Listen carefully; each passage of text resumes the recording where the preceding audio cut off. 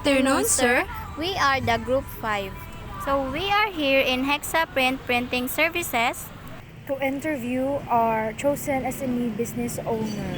So good afternoon, Yakana. I'm here to conduct a mini interview about your business.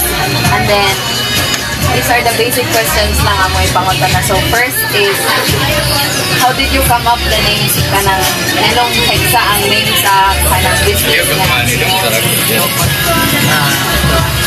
Actually, kanang name, dugay na dyan kung ando yan ang name.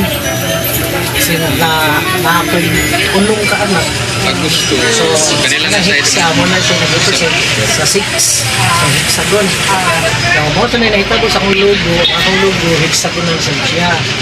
Then, na-siya colorful, meaning successful ang akong first sa business. YouTube Music Premium. And Listen then, to ad-free songs, even when you're offline or on the go. Discover new artists and podcasts. can you give us kanang little background na yabas sa kanang business at sa linggo na? Try 1 month free. Kanyang business pa na siya, a small business, and belong na po niya sa small business. Baka siya ito ng one stop, wala may ibalibaran.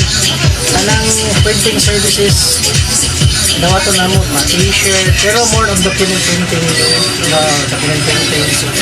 Then, come up sa kuha ng business, kaya taon naman ko na akong mga anak, mag-print. Tingali mo 1,000, gamay na kayo. Gamay na kayo. Mostly kayo ang printing. So, nahibong naman ng mahal na. Pwede naman siya na para. So, mo, nagtama po ng business. Ako yung main target isang students. So, makahelp ko sa student at the same time, para win-to-win situation pa. Kailan siya lang may gamay, makahelp ko sa student. So, I'm proud to say na kami ang pinaka-low price sa Thank you kayo yan sa time. Nakapit lang. Sige, thank you sa